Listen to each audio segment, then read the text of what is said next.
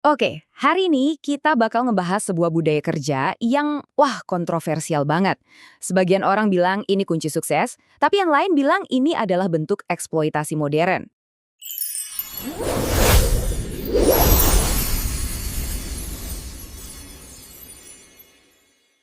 Coba deh, bayangin sejenak.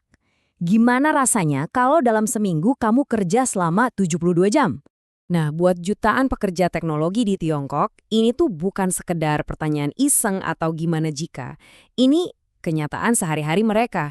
Sebuah sistem yang dikenal dengan sebutan 996. Oke, mari kita bedah lebih dalam. Apa sih sebenarnya 996 itu? Dan kenapa bisa se-ekstrem ini? Angkanya simple tapi bikin kaget. 996 itu artinya kerja dari jam 9 pagi sampai jam 9 malam, 6 hari seminggu. Kalau di total, ya 72 jam kerja. Nah, sekarang coba deh lihat perbandingannya. Angka 72 jam itu jauh banget di atas batas legal yang ditetapkan pemerintah Tiongkok sendiri, yaitu 44 jam seminggu. Bedanya hampir 30 jam loh. Gila kan? Pertanyaannya, kok bisa sampai begini? Ini jelas nggak terjadi tiba-tiba. Yuk kita telusuri akarnya. Jadi gini ceritanya. Awalnya di tahun 70-an, lembur itu dianggap sebagai bentuk patriotisme buat ngejar ketertinggalan ekonomi negara.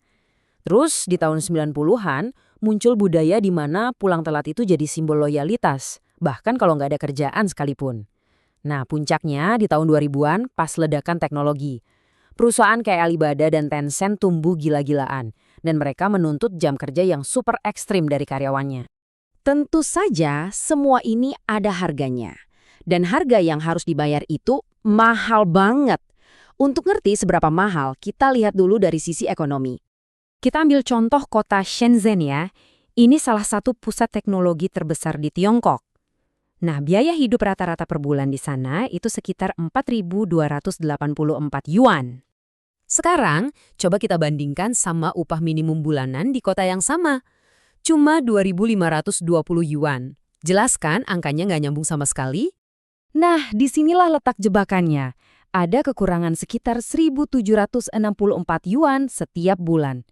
Inilah yang bikin banyak pekerja terpaksa ambil lembur yang seringkali nggak dibayar atau bayarannya kecil.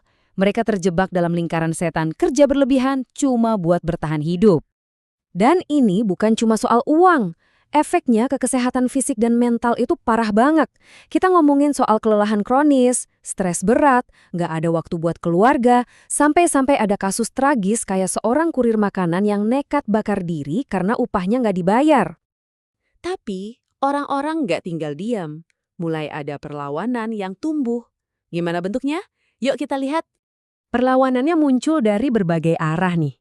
Ada aksi dari bawah, para programmer bikin daftar hitam online buat perusahaan-perusahaan 996. Terus ada juga dari sisi budaya, lewat acara TV yang bikin isu ini jadi pembicaraan publik. Dan yang paling penting, pemerintah juga turun tangan dengan aturan hukum baru yang ngasih kekuatan buat para pekerja. Seperti kata Angela Cheng, seorang profesor hukum, aturan baru ini bisa jadi pemicu.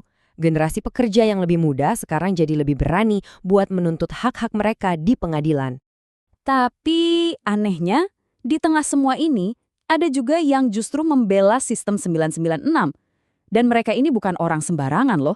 Mereka adalah tokoh-tokoh paling sukses di Tiongkok. Contohnya pendiri Alibaba Jack Ma. Dia bilang kalau bisa kerja 996 itu sebuah berkah. Menurut dia, ya kalau mau sukses, harus kerja lebih keras dari yang lain. Gimana menurut Anda?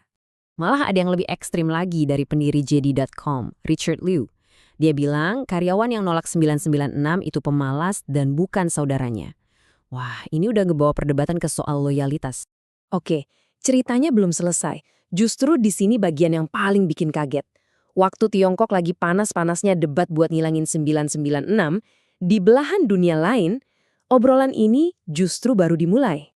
Ini ironis banget kan? Di Tiongkok, pemerintah dan pekerjanya berusaha keras buat menolak jam kerja 72 jam seminggu. Di Silicon Valley, beberapa investor malah pengen ngadopsi model 996 ini biar bisa bangun perusahaan lebih efektif. Jadi sistem yang mau ditinggalkan Tiongkok malah dililik sama Barat. Jadi, ini ninggalin kita sama satu pertanyaan besar. Di mana sih batas antara kerja keras dan eksploitasi? Apakah kerja super keras itu emang harga yang harus dibayar buat sukses?